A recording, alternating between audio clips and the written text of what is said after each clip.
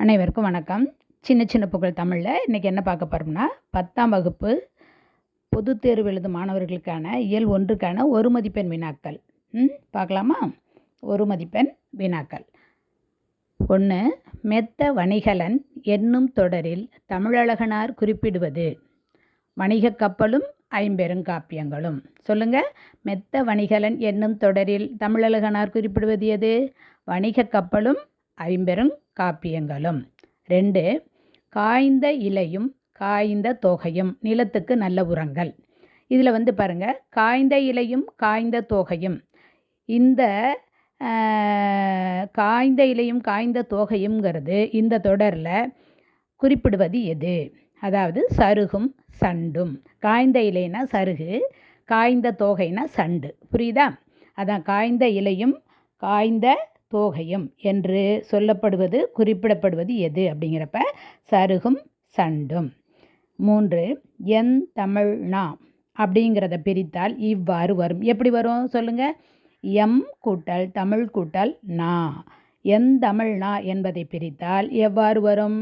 M கூட்டல் தமிழ் கூட்டல் நா. என் தமிழ் நா. சரி, அடுத்தது 4வது. கேட்டவர் மகிழ பாடிய பாடல் இது. இத்தொடரில் தொழில் பெயரும் வினையாளனையும் பெயரும் என்னன்னு கேட்குறாங்க முறையே. ஆக கேட்டவருங்கிறது கேட்டவர், செய்தவர், வந்தவர், போனவர். அதாவது செயலை குறிக்காமல் யார் செயலை செய்கிறாங்களோ அவங்கள குறிப்பது தான் வினையால் அணையும் பெயர். அடுத்தது தொழில் பெயர் வேற கேட்குறாங்க. தொழில் பெயருங்கிறப்ப தொழிலை மட்டும்தான் குறிக்கணும். திணை, பால், எண், இடம் எதையும் உணர்த்தக்கூடாது. புரியுதா? அப்போ இதில் இருக்கக்கூடியது எது? பாடல். ஆக இங்கே தொழில் பெயரும் வினையாளனையும் பெயரும் முறையே அப்படின்னு சொல்லி கேட்குறாங்க. அப்படிங்கிறப்ப அது என்ன வருது? பாடல் கேட்டவர். என்ன வருது? பாடல் கேட்டவர். புரியுதுங்களா? கேட்டவர் மகிழ பாடிய பாடல் இது. இந்த தொடரில் தொழில் பெயரும் வினையாளனையும் பெயரும் முறையே பாடல் கேட்டவர். தொழில் பெயர் பாடல், வினையாளனையும் பெயர் கேட்டவர். சரியா? அடுத்தது 5. வேர்க்கடலை, மிளகாய் விதை, மாங்கொட்டை ஆகியவற்றை குறிக்கும் பயிர் வகைகள் என்னன்னு கேட்குறாங்க. வேர்க்கடலை, மிளகாய் விதை, மாங்கொட்டை ஆகியவற்றை குறிக்கும் பயிர் வகை மணிவகை. ஆகியவற்றை குறிக்கும் பயிர் வகை என்னது? மணிவகை. புரியுதுங்களா? அடுத்தது 6. மொழி ஞாயிறு என்று அழைக்கப்படுபவர் யாரு? தேவநேய பாவாணர். சொல்லுங்க. மொழி ஞாயிறு என்று அழைக்கப்படுபவர் தேவநேய பாவாணர். கனிச்சாறு என்ற நூலை இயற்றியவர் யாரு? பாவலரேறு பெருஞ்சித்திரனார். மறுபடியும் சொல்லுங்க. கனிச்சாறு என்ற நூலை இயற்றியவர் பாவலரேறு பெருஞ்சித்திரனார். சரி, அடுத்தது பெருஞ்சித்திரனாரின் இயற்பெயர் என்ன? பெருஞ்சித்திரனாரின் இயற்பெயர் துரை மாணிக்கம்.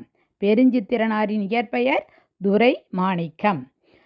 அடுத்தது சாகும்போதும் தமிழ் படித்து சாக வேண்டும் என்றன் சாம்பலும் தமிழ் மணந்து வேக வேண்டும் என்று கூறியவர் யாரு? கா சச்சிதானந்தன். கா சச்சிதானந்தன். மறுபடியும் சொல்லுங்க. சாகும்போதும் தமிழ் படித்து சாக வேண்டும் என்ற சாம்பலும் தமிழ் மணந்து வேக வேண்டும் என்று கூறியவர் கா சச்சிதானந்தன். அடுத்தது சந்த கவிமணி என குறிப்பிடப்படுபவர். சந்த கவிமணி என குறிப்பிடப்படுபவர் தமிழழகனார். சந்த கவிமணி என குறிப்பிடப்படுபவர் தமிழழகனார்.